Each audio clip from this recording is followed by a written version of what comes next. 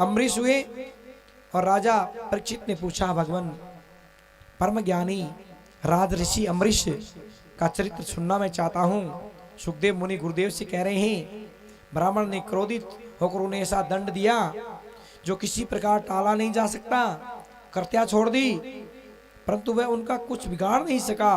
राजा अम्बरीश की पत्नी भी उन्हीं के सम्मान कहते धर्मात्मा थी, धर्मशील थी, संसार से विरक्त एवं भक्तिपरायण थी। एक बार उन्होंने अपनी पत्नी के साथ श्री कृष्ण जी की आराधना करने के लिए, भगवान की पूजा करने के लिए 1 साल का 1 वर्ष तक द्वादशी प्रधान एकादशी का व्रत करने का नियम ग्रहण किया। कहते हैं व्रत समाप्ति होने पर कार्तिक महीने में उन्होंने 3 रात का उपवास किया।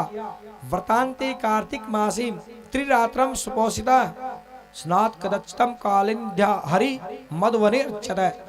यमुना स्नान करके वन में जाकर के, प्रिय श्रोताओं महानुभावों, राजा अम्बरीश ने भक्ति भाव से उनका पूजन किया भगवान का, और तत्पश्चात ब्राह्मणों को अत्यंत स्वादिष्ट भोजन का रसपान कराया और 60,000 गौएं यानी गाय माता सुंदर सुंदर वस्त्र व आभूषणों से सुशोभित करके उन ब्राह्मणों को दान में दे देती है, जो गाय सभी दुधारू थी, दूध देने वाली।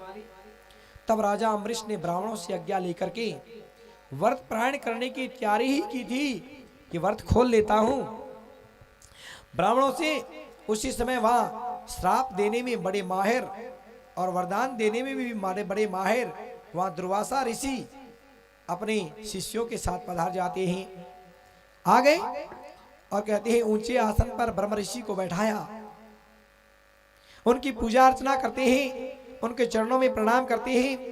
अम्बरीश ऋषि के भोजन की कहते भोजन के लिए प्रार्थना करते हैं अम्बरीश कि भोजन करो प्रभु, आप पधारे धन भाग हमारे, हे ब्राह्मण देवता।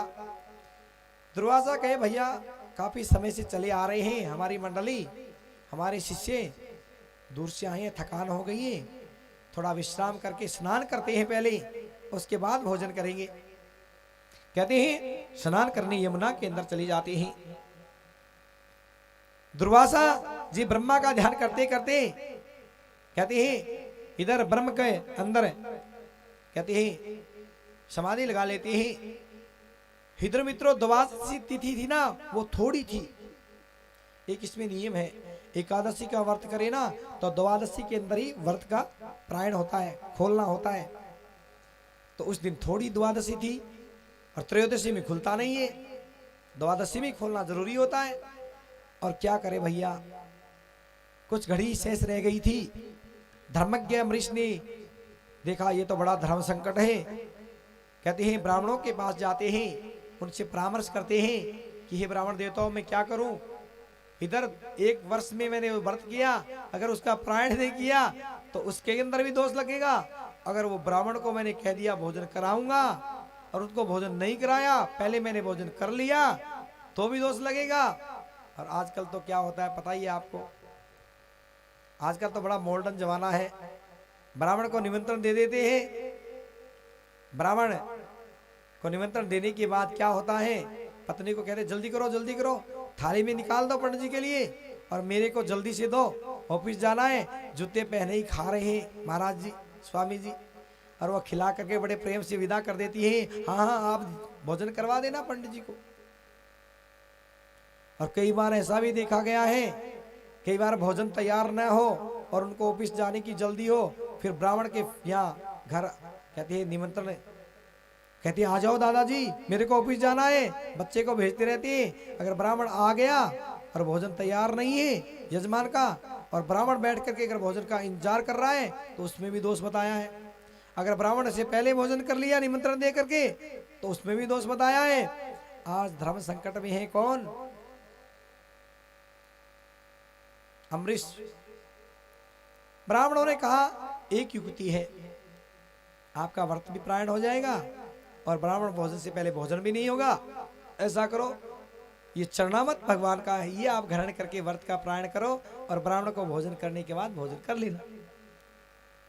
बोलो ठीक है। और उन्होंने कहते हैं जैसे ही हाथ में चरणामत ले लेते हैं और देव ब्राह्मण कहते हैं कोई दोष नहीं है, और कहते हैं जैसे ही मुख में डाला इतने में दुर्वासा दरवाजे पे आ जाते हैं और कहते हैं गुस्सा कर जाते हैं, करे दुष्ट तो बड़ा धर्मात्मा का ढोंग करता है, ब्राह्मण को निमंत्रण करके पहले भोजन करता है, व्रत का पारायण कर लिया और कहते हैं अम्बरीश घबरा जाते हैं कि महाराज मैंने भोजन नहीं किया, आपका ही इंतजार कर रहा था। बोलो नहीं, तूने चरणावत से व्रत का पारायण किया, तूने विश्वास नहीं किया। और कहते हैं मैं तेरे को अब नहीं छोड़ूंगा। और कहते हैं एक जटा उखाड़ते हैं, भूमि पे मारते हैं तो उससे कर्त्या प्रकट हो जाती है और कर्त्या को आदेश करते हैं कि कर्त्या अम्बरीश की राजपाट को खत्म कर दे। अब वो कर्त्या अम्बरीश की ओर आग की तरह चलती है, अंगारे बरसाती हुई। और अम्बरीश भगवान की कहते इतने बड़े भक्त थे, इतने बड़े भगत कि भगवान का सुदर्शन चक्र भैया उनकी रक्षा किया करता था। हाथ जोड़ करके बैठ जाते हैं, बिल्कुल भी विचलित नहीं होते हैं और खड़े रहते हैं। परम पुरुष परमात्मा ने कहते हैं अपने सेवक की रक्षा करी। अपने सेवक की सुदर्शन चक्र आता है जो उनकी सेवा में नियुक्त था, उस कर्त्या को मार देता है और कर्त्या को मार करके दुर्वासा के सामने चलने लगता है। दुर्वासा का पीछा करता है, दुर्वासा घबरा जाते हैं।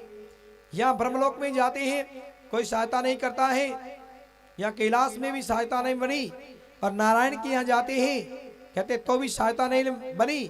दुर्वासा भागते भागते और कहते हैं सब आगे दिशाओं, आकाश, तल, वितल, पृथ्वी, भूतल, सुतल, स्वर्गलोक, कहीं पर भी किसी ने उनकी सहायता नहीं की। पर तो जहां जहां भी गई ना, उन्होंने कहते तेज वाले सुदर्शन चक्र को अपने पीछे लगा ही देखा। कहते हैं भगवान नारायण कहते हैं दुर्वासा जी आप ऐसा करो, जिसका आपने अपराध किया है ना आप उसी के पास जाओ कि महाराज आपका चक्कर है, आप रोक सकते हैं, मैं नहीं रोक सकता। अहम भक्त पराधीनो, मैं तो भक्तों के पराधीन हूं। कहते अहम भक्त पराधीनो है स्वतंत्र स्वद्विजय साधुर बिरघ्रस्त हृदयो भक्तिर भुक्त जनप्रिया। जिन भक्तों ने, जिन ब्राह्मणों ने, जिन संतों ने अपने परिवार को, कुटुंब को मेरे लिए छोड़ दिया, मेरी शरणागत हो गए, मैं मेरी भक्ति में लगे हैं, क्या मैं उन लोगों को छोड़ सकता हूं? नहीं छोड़ सकता, कभी नहीं। उसी के पास चले जाओ जिसका तुमने अपराध किया है। दौड़े दौड़े दुर्वासा जी वहां अम्बरीश के पास आते हैं, अम्बरीश के कहते क्षमा प्रार्थना करते हैं, चरणों में गिरने लगते हैं। तो अम्बरीश हाथ पकड़ लेते हैं कि महाराज उल्टी गंगा क्यों मार रहे हो, प्रणाम करते हैं। अम्बरीश हाथ जोड़ के चक्कर को रोक देते हैं, सुदर्शन चक्र शांत हो जाता है। कहते हैं अब दुर्वासा जी को भोजन के लिए प्रार्थना करते हैं, भोजन कराइए। दुर्वासा जी भी कहते हैं और दक्षिणा दान देने के बाद कहते बोले दुर्वासा कि वास्तव में मैं जान गया भक्तों का महत्व कितना बड़ा है। भक्तों का वह उनका भला ही सोचते हैं। भक्तों की महिमा अपार है, तपस्या से शक्ति मिलती है, भगवान कभी नहीं मिलते प्रिय बंधुओं, भक्ति से भगवान मिलते हैं।